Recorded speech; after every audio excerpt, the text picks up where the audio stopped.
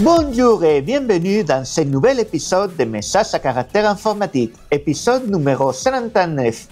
Nous sommes toujours le 28 juillet 2025, je suis Horacio González et aujourd'hui, je suis accompagné de gens merveilleux tels que Kantan Adam. Bonjour Kantan. Bonjour, j'étais caché derrière le jeu de Visa. C'est ça, et caché derrière le logo Clever Cloud, il y a Pierre Sem. Bonjour Pierre. Bonjour. Et là, sur ce fond blanc mystérieux, on dirait presque le fond de Fort Boyard, la preuve de Blanche, il doit se cacher. Thomas Mathieu, Thomas, tu es là? Hello, c'est marrant, je regardais Fort Boyard hier avec ma fille, tu vois, et il y avait Blanche, ils ont choisi Blanche encore. Bah voilà, c'est ça que me rappelait. Toujours bon, l'adresse plutôt que la force. Voilà. Merci d'être là pour ce nouvel épisode. On va faire un tour de table très rapide parce que vous pouvez vous référer à l'épisode précédent. Thomas, qui tu es? Alors, donc moi je suis Thomas, je suis fondateur d'une entreprise qui s'appelle Guest Suite. Notre métier c'est d'accompagner nos clients dans le pilotage de leurs avis sur Internet, de leur réputation sur Internet. Et donc on est un éditeur SaaS pour ça. Et puis à côté je suis récemment président de la cantine French Tech Nantes, avec donc pour mission de fédérer, de faire en sorte de faire rayonner notre bel écosystème à Nantes. Nickel, merci. Et Pierre, tu nous rappelles qui tu es?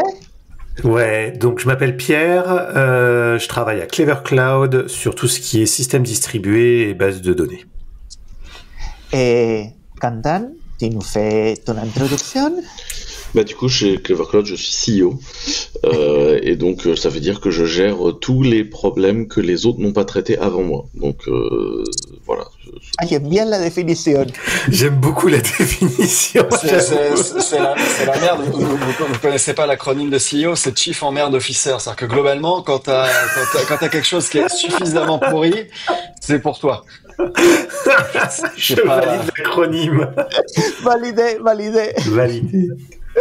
Bon, bah, donc dans cet épisode, on a plein de choses à raconter et on va démarrer.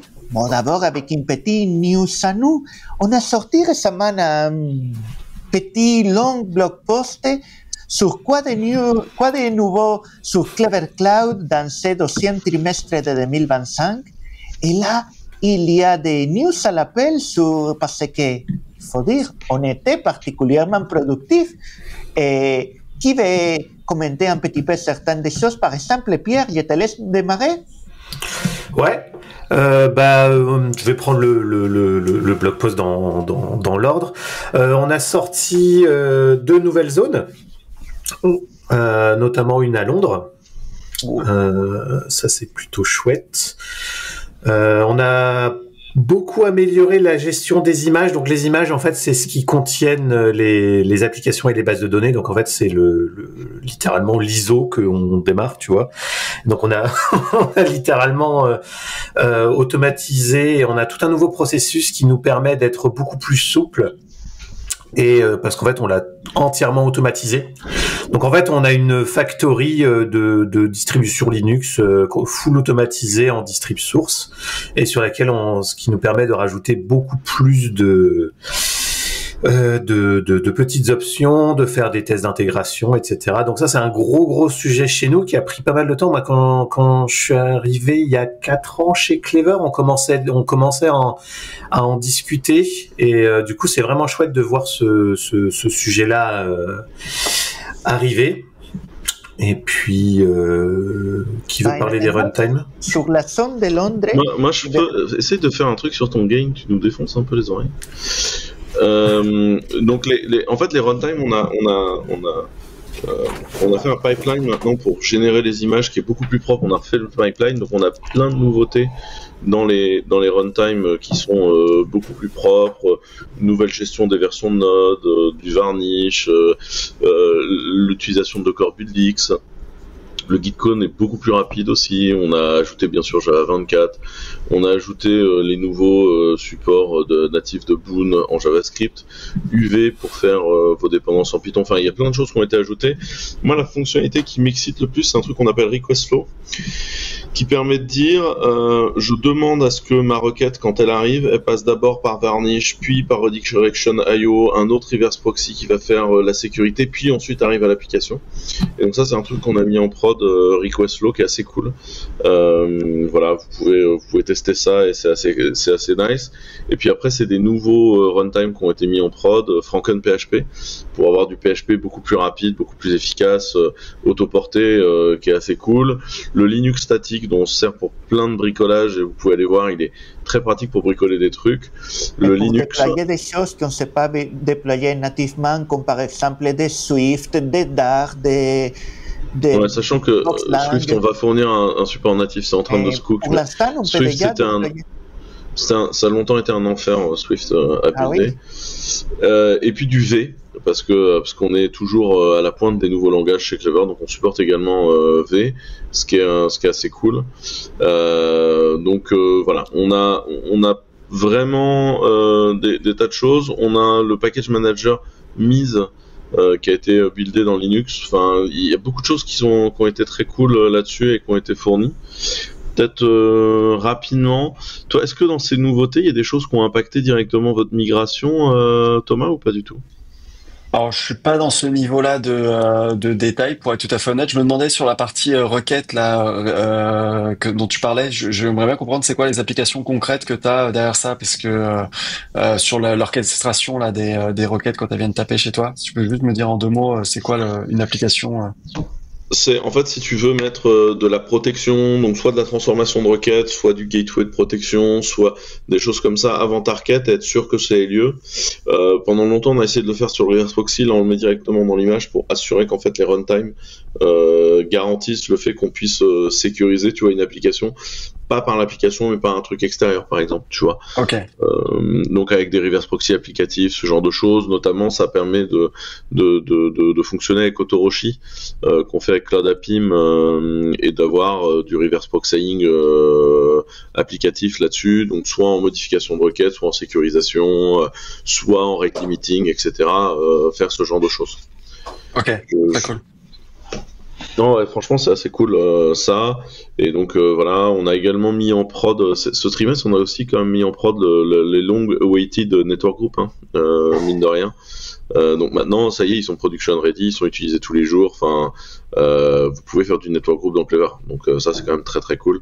On pourra peut-être en parler de façon spécifique à un moment. Faudrait qu'on fasse des démos de network group sur notre chaîne YouTube. Voilà. Donc, il y a plein d'autres petites news.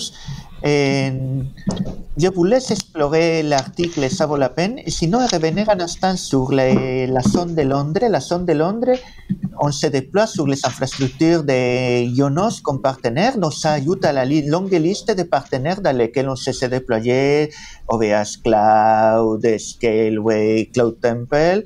On ajoute maintenant Ionos.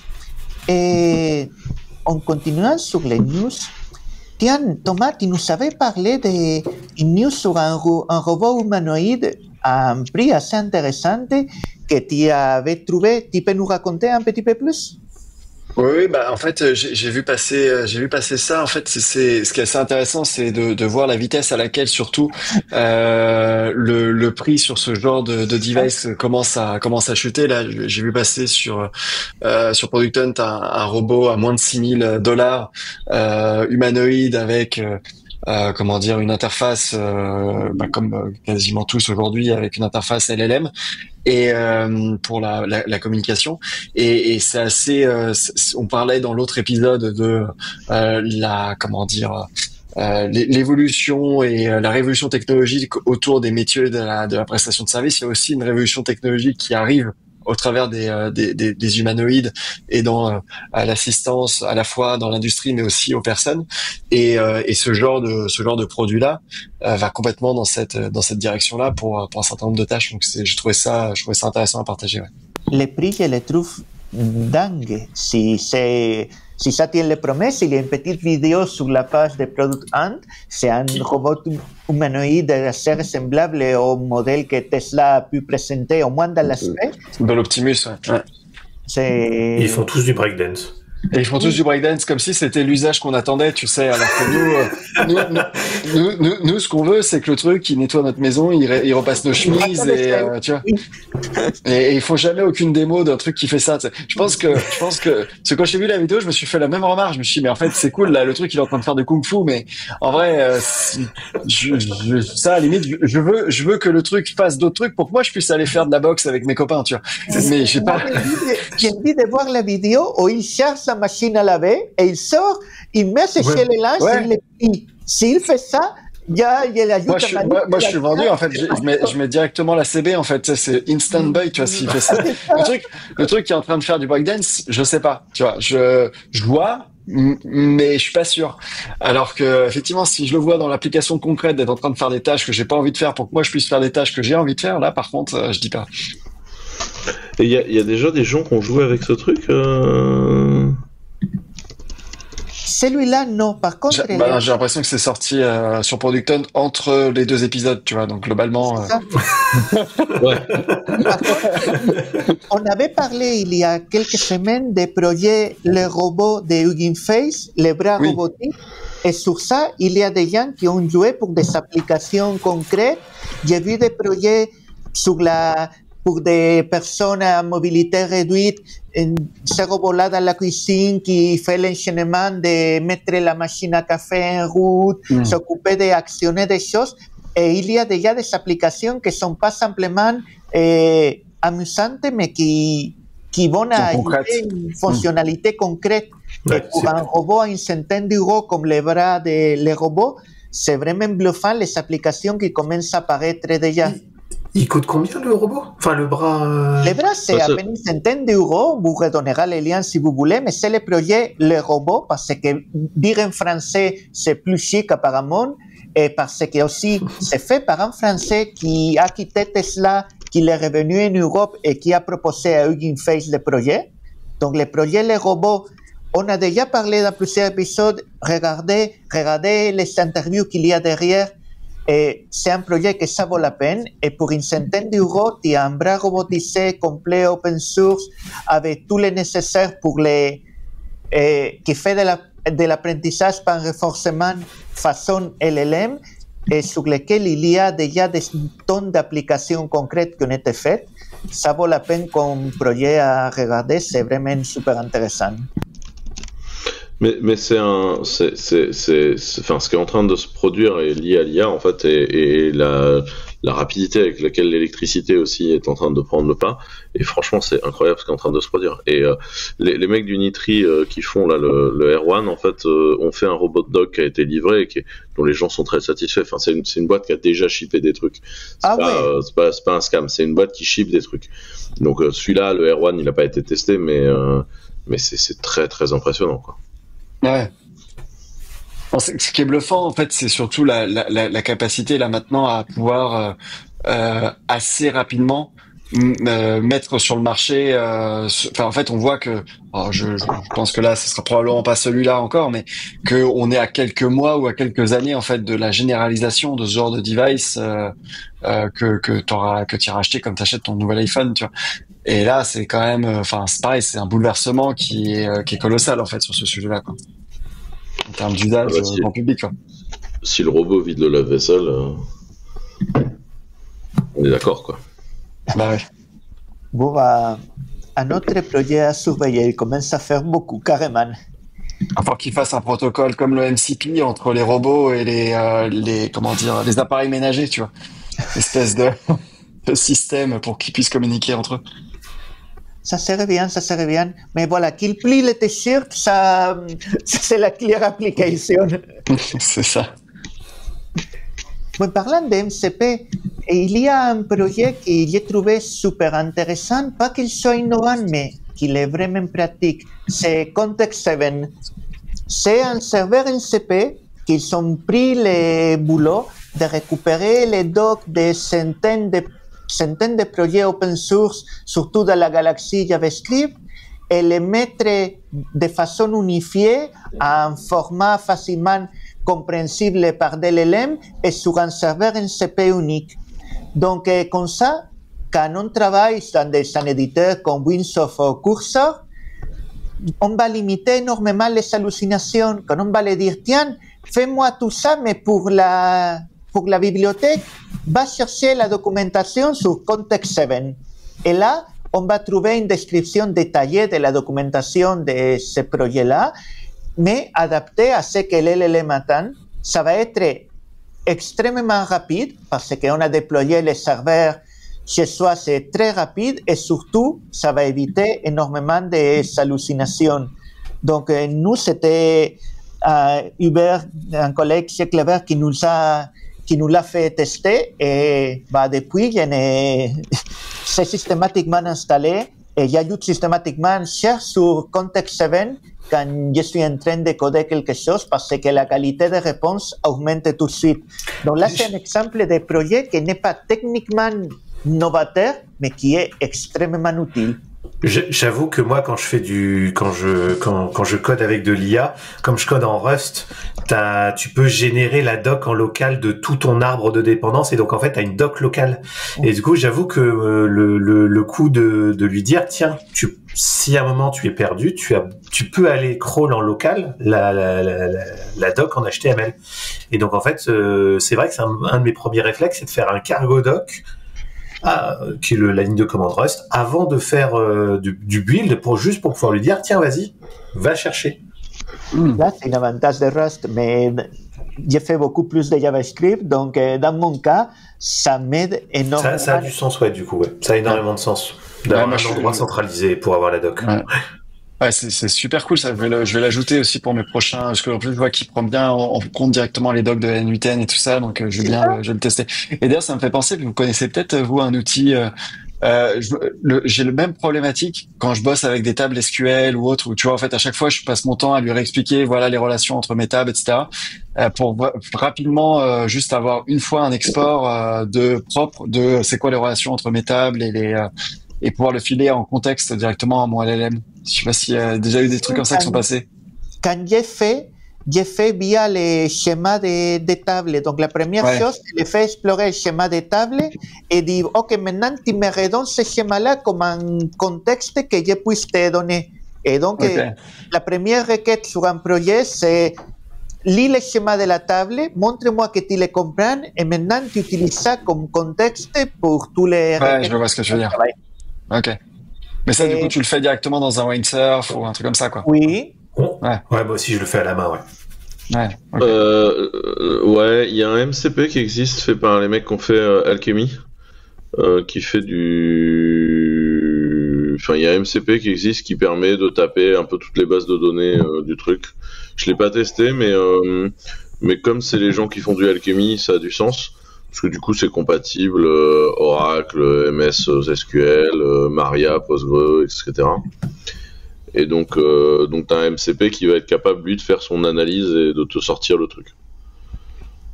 Ok, trop cool. Alchemy, voilà. Ça s'appelle MCP Alchemy.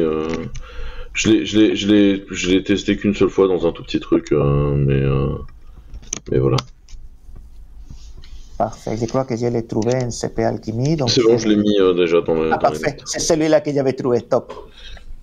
Mais je pense qu'il y a plusieurs MCP sur le sujet. Après, reste un sujet qui est chiant pour l'instant, c'est comment t'orchestrer la totalité des différents MCP dans ta vie, quoi. Et enfin, il y a du boulot, quoi. Et il y a un problème aussi de sécurité, que l'MCP, mais en général, je pense qu'on est qu'au démarrage, et comme je vois comment ça avance, je reste optimiste. Le fait qu'un projet comme un Context Event, par exemple, ça élimine tellement de petits MCP que j'avais à côté pour chercher des choses, me centralise. Donc, je pense que ça va continuer à bouger très rapidement et ça va un peu... On va se consolider avec des listes de MCP de dev. Quand est-ce qu'on aura un MCP Clever pour directement dire tiens, on va voir comment c'est foutu dans ma base de données de telle app et que ce soit directement connecté. Request user là, en live. Pour être honnête, en interne, on a un NCP qui peut faire ça. On n'a pas encore, mais On a un peu des incertitudes sur ce que ça va générer en termes de sécurité. Ah oui, tu m'étonnes. No shit. après, bah, voilà, c'est une des avantages d'un NCP quand il est fait tailler pour une API, c'est que tu peux choisir ce que tu exposes exactement, parce que exposer un NCP qui puisse te donner des informations, c'est cool. Exposer un NCP qui puisse agir techniquement, on peut exposer un NCP qui peut créer des apps, effacer des apps, créer des bases de données, dropper des bases de données. Moi, j'ai toujours dit pas de data, pas de problème. Hein. Donc, le drop table, je le sens arriver gros comme une maison. Tu vois, on parlait de l'exemple de Matrix, tu sais, avec l'index qui était corrompu. Le MCP, il te le répare. Enfin, je sais pas comment il te le répare. Tu vois. Ouais, mais alors tu vois, par contre, il y a un truc au-delà de la vanne. En vrai, tu vois bien que sur ce genre d'usage, il y a aussi beaucoup ce principe de human in the loop. Donc en fait, t'as une espèce de kill switch qui est built-in, qui dit ok, en fait, justement, si c'est un drop table, si c'est ceci, si c'est cela, il y a une validation humaine systématiquement, tu vois. Mais au moins, ça te gère la majorité des cas, genre des cas simples. Je veux juste faire un read et connaître ma structure de table, par exemple. Ça, moi, si vous avez vu passer les tweets qui expliquaient comment Replit, que c'est un outil de IA pour aider à générer des apps, a droppé une base de données de production parce que il a, entre tous les guillemets que vous voudrez, paniqué. Je vous laisse le lien parce que effectivement, ça fait un peu fraude. J'ai paniqué, chef. Donc, je pense qu'on n'est pas encore là, mais dans 6 mois, on va savoir. Après tout, il y a 9 mois, le NCP n'existait pas. C'est là où c'est difficile de se rendre compte. On parle d'une techno qui était sortie en novembre. Et maintenant, il est complètement généralisé. Quelque part, le cycle d'adoption, il est un des plus rapides que j'ai jamais vu, quoi. Bon, pour ne pas faire un autre épisode full IA, je vous propose qu'on parle d'autres news. Et on a vu passer une news comme quoi Proton décidait de sortir un petit peu de la Suisse. Qui a un peu plus de détails sur ces news-là qui va nous raconter? Donc, Proton, c'est une fondation. C'est pas une entreprise, c'est une fondation qui a été créée globalement au CERN en disant l'internet doit être libre et la privacy doit exister. Donc le CERN qui est quand même l'endroit où est né le web, hein, donc faut pas oublier ça. Et le fondateur et directeur, en fait, président, ou CEO de Proton, je sais pas, mais en fait a dit à la Suisse, vous êtes en train de devenir un État totalitaire, et donc le nouvel assistant AI de Proton, Lumo, en fait il tourne en Norvège et en Allemagne en disant il faut qu'on mette des œufs dans différents paniers parce que la fédération suisse prend un chemin qui ne nous permettra pas de garantir la sécurité des informations des gens. Donc j'ai trouvé ça très intéressant de voir qu'encore une fois, la politique était au milieu en fait de la technologie et que même une fondation clairement établie comme Proton aujourd'hui se retrouve à devoir naviguer en essayant de pas mettre les œufs dans le même panier et de comprendre comment ça va se passer au final et de voir comment ça se passait, mais pas simple. Hein. Déjà que Proton décide de sortir de Suisse, par rapport à l'historique de la boîte, c'est un gros move. Hein. Mais quoi? C'est un gros move. Moi, je trouve ça assez anxiogène. Oui, c'est ça. Moi aussi. Et j'imagine que l'engueulade, elle a été sévère pour que Proton fasse ça. Donc voilà, des news à suivre sur qu'est-ce que nos amis suisses sont en train de faire de leur loi qui était plutôt réputée. Voilà quoi, les mecs avaient un peu la stratégie du secret bancaire appliquée à l'IT.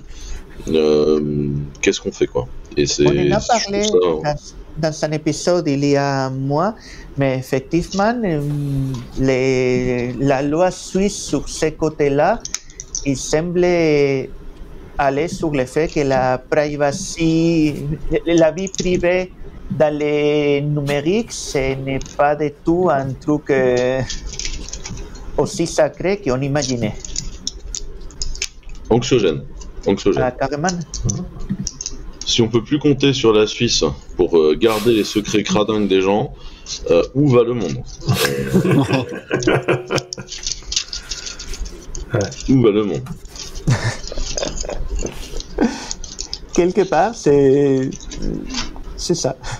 Et pour continuer avec la politique, il y a aussi l'administration Trump qui se met à critiquer la justice européenne par rapport à l'enquête ouverte contre les réseaux sociaux X, c'est Twitter.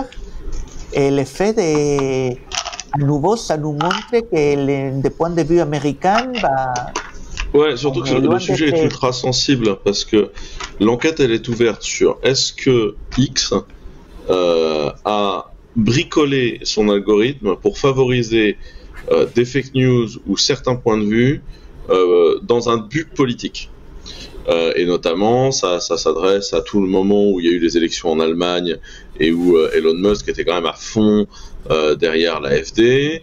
Voilà, et donc c'est une enquête qui est ouverte par différents États puis l'administration européenne pour dire à quel moment on peut encore faire confiance à X et qui demande à X les détails de l'algorithme, les détails des impressions, les statistiques, enfin de prouver qu'ils n'ont pas tenté d'influencer. Et donc dans une grande classe, Elon Musk a répondu allez vous faire foutre, on vous filera rien. Typique. Voilà. Je crois qu'il a dit cordialement. Hein. Il a dit cordialement à la fin. Non, il dit pas cordialement. Elon Musk, il dit jamais cordialement maintenant. Ça dépend d'où il en est dans la descente de Quetta, mais en vrai, en général, il dit pas cordialement, Elon. Et donc la situation est quand même assez tendue, en fait, je dirais, entre les différentes administrations. Et là, clairement, l'administration Trump soutient ce truc-là. Donc le soft power américain, qui aujourd'hui est un soft power réactionnaire, est clairement en droite ligne et c'est une politique d'État, quoi.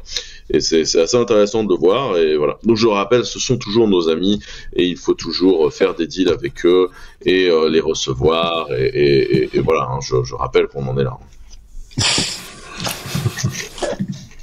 Ça c'est clair, et c'est surtout cette idée-là de respect des systèmes judiciaires dans notre endroit, respect, non, c'est directement tacle à la gorge.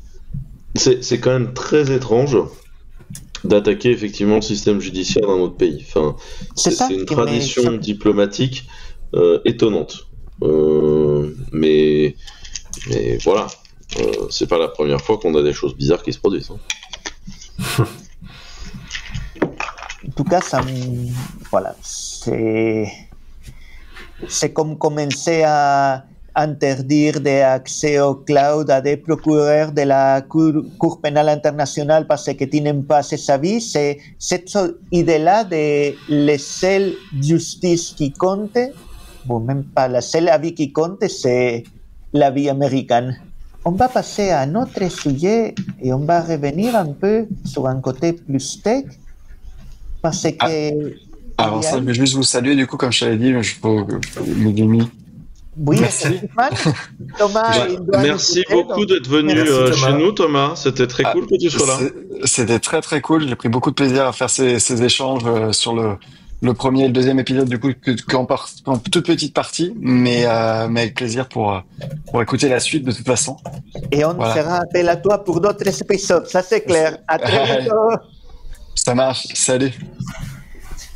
Et donc, il y avait un article de blog assez intéressant qui dévoile comment Amazon a fait les nouveaux control plane Kubernetes ultra escalables permettant d'avoir jusqu'à 100 000 nœuds par cluster EKS.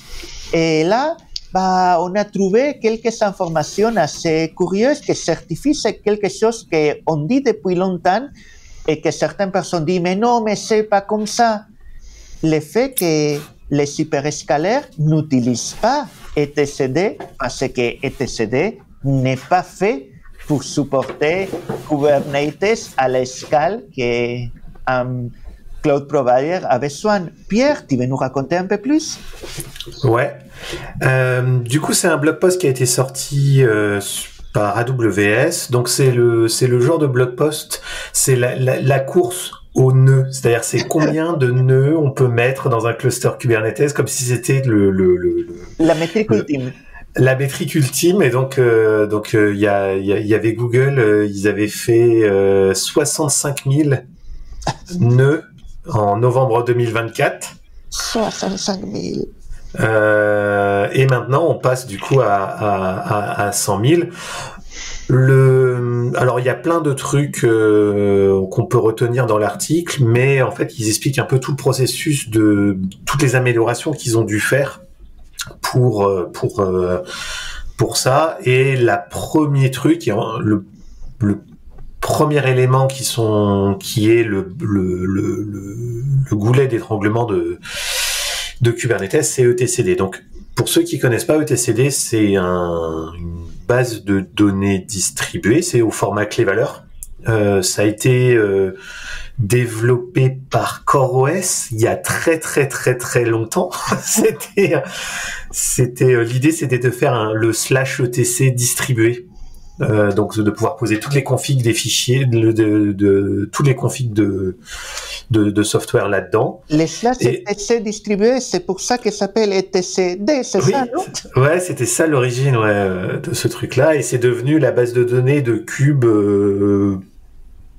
parce qu'il n'y avait pas d'équivalent CNCF de ce que Google utilisait, je pense, et du coup on s'est retrouvé avec cette base de données-là qui est écrite en Go, qui a une implémentation Raft.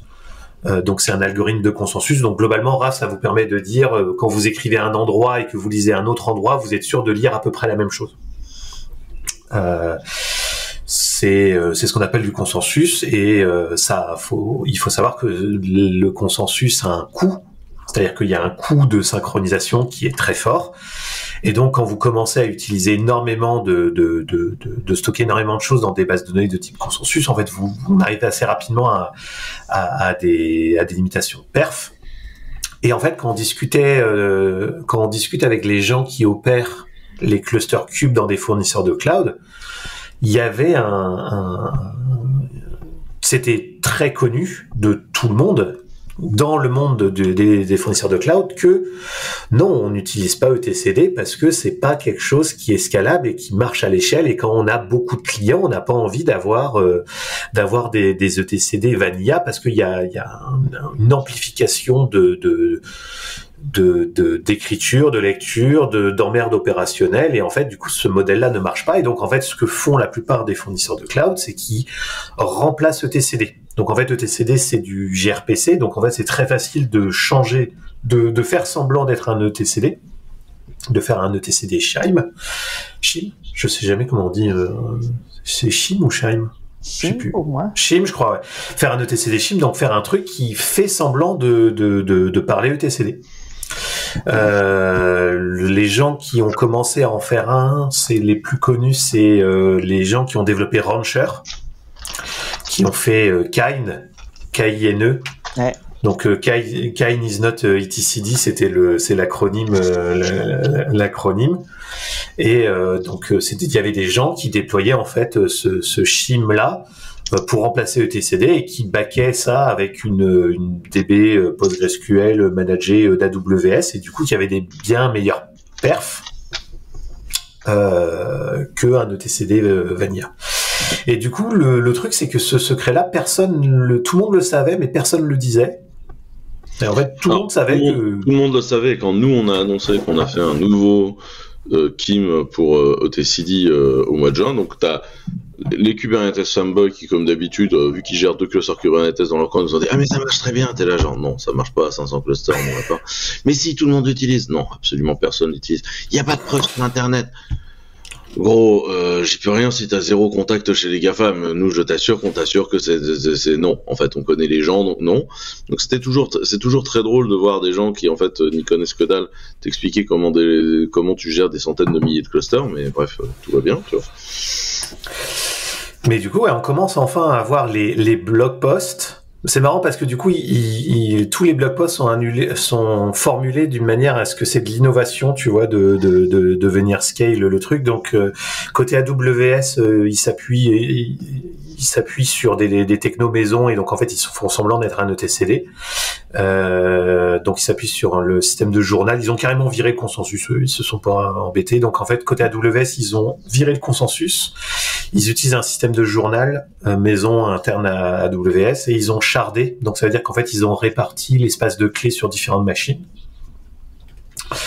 Ce qui permet de monter à beaucoup plus de volume.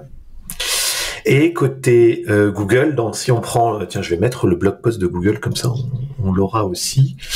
Tac, hop, je l'ai mis dans les notes. Et ben en fait, eux, ils utilisent directement Spanner, ce qui est logique pour eux. Hein. Soyons honnêtes. À un moment, tu t'es emmerdé à créer une DB qui a besoin d'horloge atomique pour venir synchroniser les transactions. C'est entièrement scalable, bah, tu as envie d'utiliser du spanner pour ton control plane, pour stocker les données de ton control plane de cube. Donc c'est logique. Et puis bah, nous, on a fait la même chose, du coup, c'était même un des premiers prérequis de notre produit cube, hein, c'était d'être capable de faire ça. Et nous, on s'appuie sur une technologie qui s'appelle Fondation DB, pour le coup.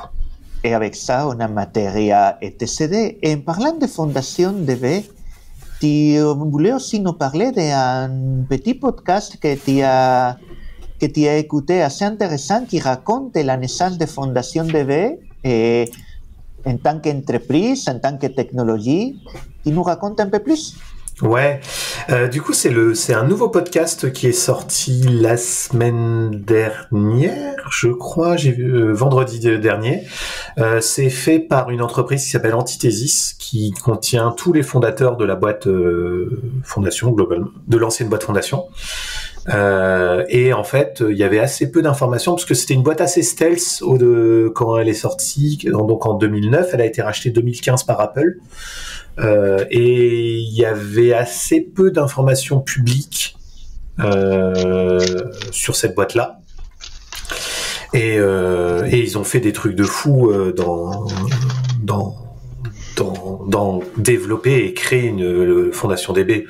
Ils ont fait une surcouche à un langage C++, ils ont fait un simulateur déterministe de panne. Enfin, c'est quand même une boîte qui est partie complètement orthogonale à la plupart des autres boîtes d'un point de vue technologique. Et ils ont profité de leur premier épisode de podcast en fait pour raconter l'histoire de comment ils ont lancé la boîte, des problèmes de financement qu'ils avaient liés à leur business model. C'est super intéressant. C'est un peu dommage qu'ils s'arrêtent assez rapidement ils racontent le début. Et on sent que dès qu'on se rapproche de l'acquisition d'Apple, en fait, ils sont sous NDA et du coup ils disent plus rien et du coup le podcast termine un peu rapidement, tu vois. Il y a une rupture assez abrupte, mais c'était cool. C'était moi, j'ai eu la chance de les rencontrer à Washington il y a quelques mois et du coup j'avais déjà eu l'histoire, mais c'était une histoire en off. Et donc c'est chouette d'avoir cette vraie histoire enregistrée dans un podcast qui dure une 40aine de minutes, qui est en anglais. Et très très chouette. Donc un truc intéressant à écouter. Un truc intéressant à écouter, ouais, exactement. C'est là que t'apprends en fait que les gens qui avaient écrit Fondation, ils faisaient pas du système distribué avant, ils faisaient de la computer vision, donc de la vision. Ils avaient un simulateur de computer vision. Ah ouais. Enfin, que des bails comme ça. Bon, on va ajouter ça dans la liste des choses à écouter. Pierre, tu voulais aussi nous parler d'Opendal? Ouais, alors Opendal, c'est un projet de la Fondation Apache, écrit en Rust. Ça fait partie de ces petits projets de la Fondation Apache. Il y en a de plus en plus en Rust. Je suis vraiment surpris par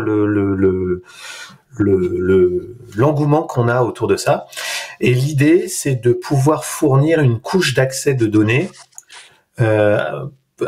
sur différents systèmes de stockage. Donc, par exemple, l'idée, c'est de se dire, vous voulez écrire un fichier sur S3, en fait, vous allez avoir utilisé la même interface de code et en fait, vous allez changer l'implémentation. Donc, par exemple, si vous voulez parler à un object storage, vous avez directement les bons adapteurs que vous pouvez brancher directement. Les file systems, pareil. Les key values, vous avez une liste impressionnante de tous les clés valeurs que vous avez. Pareil pour les DB, pareil pour les caches, etc. Ils supportent vraiment quand même beaucoup de technologies. Genre par exemple rien que pour les clés valeurs. Alors attends, j'étais dessus. Donc ils supportent Kcache, je sais même pas ce que c'est. Cloudflare KV, Dashmap, In-Memory, etcd, Fondation. Alors Fondation, il faut savoir que dans la liste des gens qui poolent la crate Fondation-RS qu'on maintient. On est principal mainteneur et on est à 9 millions de téléchargements. Je crois que c'est 6 millions CE. Donc il y a un peu de build qui passe. Percy, Redis, RocksDB, Sled, Red, TiDB, Atomic Server. Donc non, il y a petite lib sympa qui vous permet de faire une abstraction par-dessus et c'est disponible dans différents langages. Je vois Rust du coup qui marche plutôt bien. Je vois C, je vois Go, Java, Node.js, Python. Et il y a plein de to-do pour ceux qui veulent faire des bindings, Lua, OCaml. Si des gens veulent contribuer à du projet, ça peut être plutôt pas mal. Okay. J'ai pas testé. Je précise, j'ai pas testé, c'est juste que je vois les stats de téléchargement de la lib qu'on maintient à Clever exploser à chaque fois, tous les jours ouvrés, parce qu'il y a plein de PR sur le projet. Donc je sais qu'il y a de l'activité. Ça peut valoir le coup qu'on jette un coup d'œil sur ce truc-là. Hein. Ça se trouve, il y a des trucs pour nous dedans. Ouais. Bon, nickel, merci. Bon, alors, vu qu'on parle de package qui se télécharge, un grand classique maintenant. Pas mal la transition, je valide. On parle dans presque chaque 2 épisodes, on a un nouveau attaque de la supply chain, souvent en Node.js, il faut bien le dire. Sauf que cette fois, ça peut péter les plafonds. Parce qu'en utilisant de l'ingénierie sociale et un domaine très semblable au domaine officiel de Node, ils ont réussi à récupérer les credentials des registres NPM de 8 des projets les plus populaires de l'écosystème Node. Ayant des choses comme la petite bibliothèque Is que beaucoup de monde utilise pour la gestion des types de variables, à des bibliothèques Prettier et S-Lint, donc des bibliothèques qui sont de base dans plein de projets. Et ils sont utilisant ces credentials, ils ont publié des versions vérolées de différents paquets. Ça a duré 24 heures, 48 heures, quelques heures avant que les maintainers de paquets se rendent compte qu'il y avait un nouveau artefact qui avait été publié, qui n'avait pas de lien avec aucun commit GitHub. Et ils ont commencé à voir. Et l'attaque s'est faite en 2 vagues.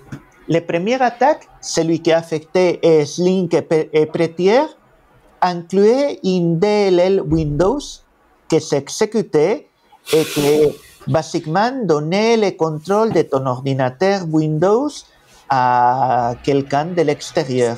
Mais le truc s'exécutait, se mettait bien dans la mémoire, bien caché, difficile à trouver. Par contre, la deuxième attaque, c'était plus effrayante, parce qu'ils se sont dit, bon, en fait, il n'y a peut-être pas tant de développeurs qui utilisent Windows, ça c'est mon interprétation. La deuxième attaque sur la bibliothèque Is, là, ils ont utilisé PureJS natif, multiplateforme, Linux, Windows, Mac, et il ouvre un petit serveur et il laisse ton ordinateur un accès libre à quelqu'un d'extérieur. Et donc, ce serveur-là écoute les commandes, il les exécute, il prend la sortie de ce qu'il a exécuté et il la renvoie comme réponse. Et il ne se contente pas de bibliothèque, de verrouiller la librairie pour s'assurer. il se propage dans les autres librairies de projets, dans les index.js. Donc, la seule façon sûre de te débarrasser, c'est nuquer, détruire complètement les projets, parce que sinon, il va laisser des restes un peu partout. L'enfer. Super. T'es ravi. Et tout ça, ça peut arriver avec un simple npm update et avec indépendance transitive de interdépendance, parce que Slint Prettier, ça fait partie des tools de plein de projets pour s'assurer que le formatage des codes soit pareil dans toutes les équipes. Donc, c'est pas une bibliothèque d'indépendance, c'est une dev dependency qu'il est de facto dans énormément de projets et énormément de projets open source. Il suffit que tu as mis à jour le projet ou tu as fait un clone de projet au mauvais moment et que les dépendances ne soient pas fixées aux dernières digits de serveur, tu te récupères la bibliothèque verrouillée sans te rendre compte de rien. Ou même en CI, tu sais, on a des tools maintenant, tu sais, qui viennent faire l'upgrade des dépendances, et du coup, tu es obligé de build un moment, tu vois. Et donc là, ça fait pas mal d'effets, non seulement pour les bibliothèques, pour comment c'était relativement facile de faire une attaque de phishing massif, et parmi les maintainers, il va y avoir toujours quelqu'un qui se fait avoir par une attaque qui était vraiment très bien faite. Mais ensuite, pour cette idée-là, au moment où tu as des CI/CD et tu as des dépendances qui ne sont pas parfaitement verrouillées, bah, tu peux te faire avoir sans te rendre compte dans ce type d'attaque. Donc, ça rappelle que le sujet de l'empoisonnement de la supply chain, ça reste un sujet extrêmement complexe, spécialement dans la galaxie Node, mais pas que. Je vois bien que les sujets se propager aussi dans d'autres galaxies. Mais Node est quand même très souvent ciblé par ce truc-là, quoi. Bah, Node est souvent ciblé parce que déjà, historiquement, c'était beaucoup plus simple que maintenant. Avant, il y a eu pendant un certain temps même des périodes de mois complets dans lesquelles, avec un compte dans le registre NPM, tu pouvais publier à peu près n'importe quel artefact qui ne t'appartenait pas si tu te débrouillais bien. Historiquement, c'était toujours une cible privilégiée. Et maintenant, il y a eu une faille pendant 7 ans qui a mené à un des meilleurs blog posts ever de Node. C'est alors, on a trouvé la faille, ça fait 7 ans qu'on est ouvert et que tu peux publier n'importe quoi en fait dans la base de données CouchDB et voilà. Mais on pense que ça n'a pas été exploité parce que la communauté Node, c'est que des cœurs chatons. Et tu lis le blog post et là genre. Vous êtes sérieux là? Non, vraiment, je pense que personne l'a fait parce que vraiment, on est une communauté, on est que des cœurs chatons. Elle est particulièrement embêtante aussi parce que pour les phishing, vu qu'ils n'ont pas fait les bonnes étapes pour protéger leur domaine email, bah, les mails semblaient arriver directement des registres NPM officiels. Donc, ça a fait directement descendre le niveau de paranoïa des maintainers. Donc, effectivement, quelque part, Node n'avait pas fait tout ce qu'il aurait dû faire pour empêcher ces failles-là. Mais n'empêche que ça reste quand même assez effrayant comme situation. Tiens, en parlant de failles, il y a une autre qui a été montrée sur un autre logiciel, cette fois complètement différent, mais utilisé dans plein d'entreprises, notre bon vieux SharePoint. A priori, il y a eu une grosse faille. Là, il y a eu une grosse faille qui, globalement, si le serveur était connecté à Internet, permettait de faire de la remote code exécution, donc de prendre la maîtrise du serveur qui est en dessous. Donc, t'es route sur le serveur, tu fais ce que tu veux, tu vas te coller dans la base de registre et tu fais ta vie. Donc voilà, comme d'habitude, nos amis de chez Microsoft avec des failles bien sévères.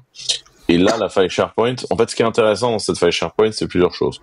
Microsoft a mis 60 jours à corriger la faille, donc déjà c'est énorme. Ils corrigent la faille dans leurs updates régulières du 9 juillet.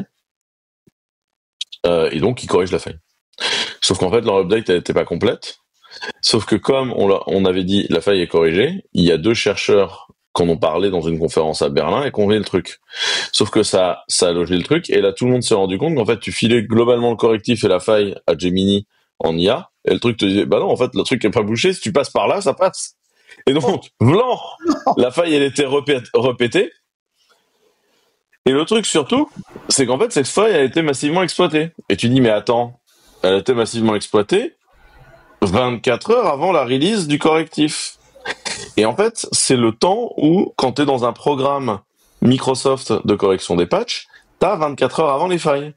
Ce qui veut dire qu'en clair, c'est un des membres du programme qui a très probablement commencé à utiliser le truc. Et là, tu commences à regarder qui y a dans le programme et tu te rends compte que c'est pas la première fois que ça leur arrive.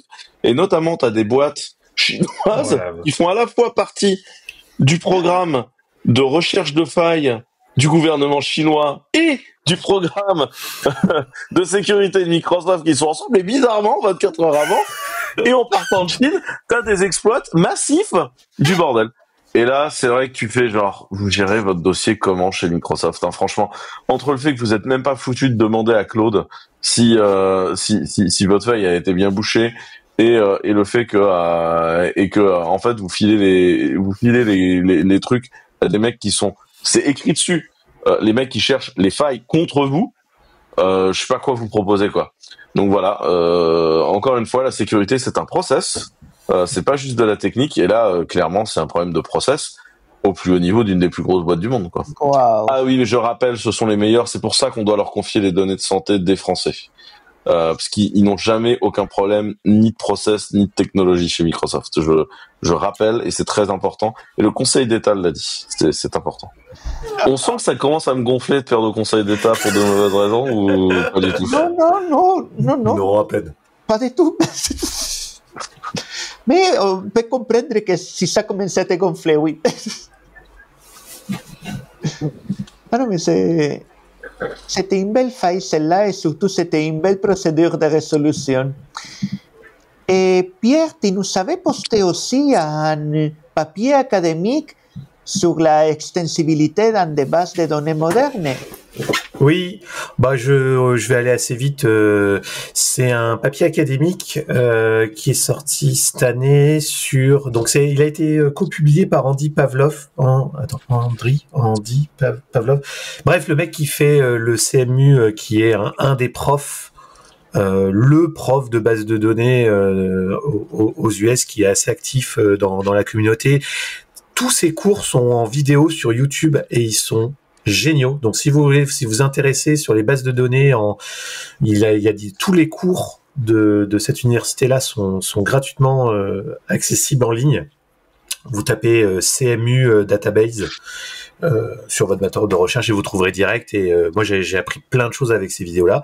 Et il publie de temps en temps des papiers. Donc là il fait un état de l'art des extensions des bases de données. Mm-hmm. Donc les extensions de PostgreSQL, de DuckDB, de Redis, etc. Et donc en fait le papier montre que sur les 441 extensions PG, il y en a 17% qui sont incompatibles entre elles. T'en as 35% qui ont des gros hacks pour pouvoir gérer les différentes versions de PG. Okay. Genre, tu vois, des if-def oui. Un peu à l'arrache pour pouvoir inclure du code sur la bonne version et compagnie. Et t'en as 17% qui copie-collent des fonctions de PG parce qu'ils ont besoin d'un truc et la fonction est privée, donc du coup elle est inaccessible. Et bref, le papier est assez rigolo, ça peint un peu un tableau de l'état de la communauté quand tu développes des extensions PG, où en fait c'est un peu le western. Et globalement, tu peux un peu faire ce que tu veux, et du coup c'est pas évident, et c'est loin d'être trivial de faire ce genre de truc assez proprement. Et le papier termine en disant que PG est le plus permissif et donc le plus dangereux, tu vois. Genre, tu peux littéralement tout débrancher dans PG.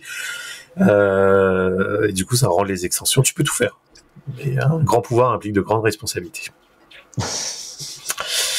Voilà, le papier est assez chouette et il est assez facile à lire pour le coup. C'est comme c'est des données publiques et c'est c'est assez facile de comprendre les enjeux du papier pour le coup. Nickel, on ajoute les liens à notre liste de lecture.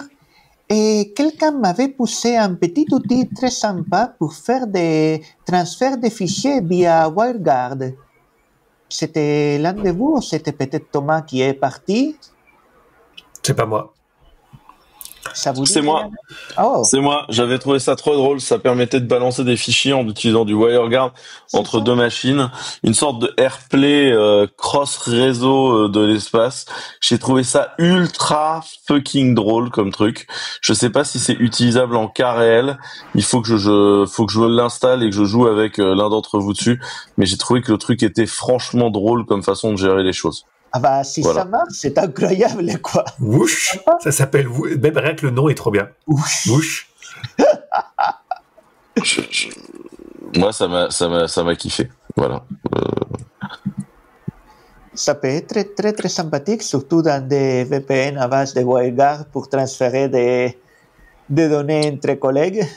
En fait, tu fais ça c'est un peu similaire à Magic Wormhole en fait. Et mais c'est hyper drôle. Enfin, moi je trouve que c'est d'un computer à un autre computer et c'est vraiment voilà. Et donc en fait, tu te connectes à un serveur qui fait juste l'interconnexion. T'as deux clés et en fait tu fais un boot SSH et tu te retrouves avec des choses et enfin c'est absolument c'est vraiment génial comme truc pour s'envoyer des fichiers au travers d'internet de façon complètement sécurisée, y compris des très gros fichiers. Le concept est vraiment génial. Moi ça m'a kiffé. Y compris des très gros fichiers, type les cas pour lesquels certaines personnes utilisent WeTransfer ou d'autres. Ouais, puis en plus tu peux même faire du rsync ou dessus, tu vois. Donc c'est assez génial. En fait, t'établis juste une connexion sécurisée entre deux machines pour s'envoyer des trucs. Ok. Ah, ils utilisent l'implémentation Go de WireGuard. Ils utilisent pas l'implémentation du kernel, ils utilisent leur propre implémentation Go. Non, du coup, c'est un petit Go, c'est un petit binaire Go qui va tout faire tout seul, tu vois, Okay. qui est, voilà. C'est par ailleurs pour extraire des données d'un système d'information pseudo sécurisé et sortir de la donnée, c'est génial. Enfin, c'est un outil de pompage monstrueux de données sur les internets, si on veut mon humble avis. Hein. Le truc est pour moi un énorme danger. Hein. Mais je trouve que la techno est hyper intéressante, donc je vous l'ai mis et je trouve ça drôle. Ok. Donc, il ouvre une connexion peer-to-peer avec WireGuard. Waouh. Ok. Oh, ça marche même sur OpenBSD et FreeBSD. Là, je suis sur WireGuard Go. Je savais même pas que ça marchait. Ah non, mais là, il faut le tester. Ça peut être très, très sympathique. Bon, bah, parfait. Je pense qu'avec ça, on a, sauf si vous avez une autre news rapide à ajouter, on peut laisser ici cet épisode d'été, ça fera une petite heure. Et Quentin, tu nous proposes quelque chose comme musique? De musique. Mettez à vous pendant que je vous en parle. Donc, j'ai stické là-dessus toute la semaine. Des fois, je stick sur des conneries. Donc le groupe s'appelle Camembert au lait cru. C'est la chanson s'appelle L'amour. Ça a une vraie vibe de fin de rave party où tu croises la nana dans la queue du bar pour aller boire ton maté, qui te dit mais tu vois il y a eu une étincelle, c'était le premier acte d'amour, mais c'était dingue, tu vois, et donc où tu sens qu'elle est pas à jeun, tu vois. et donc le truc m'a fait kiffer, et en fait je viens de me rendre compte en vous le sortant et en lisant les crédits du truc que dans les crédits on tombe sur Manfred Touron, et Manfred Touron en fait c'est un vieux pote qu'on appelle Moule dans le milieu, qui est un des plus gros contributeurs open source du marché, qui est un des cofondateurs de Scaleway. C'est lui qui a fait les Pimous ARM de Scaleway à la grande époque. C'est lui qui a fait Bertie.tech, le système de voilà. Donc je viens de lui envoyer un texto en disant genre what the fuck gros, parce que voilà, aujourd'hui il fait énormément de Web3, il fait des contracteurs, et donc en fait j'ai stické toute la semaine sur la musique d'un pote. Je sais pas ce qu'il vient foutre dans le dossier, et voilà, et ce qui me permet de dire qu'un de ces quatre, il faut absolument qu'on invite Manfred dans Massy, parce que c'est vraiment un mec absolument génial et qu'il faut connaître à un moment. Donc voilà.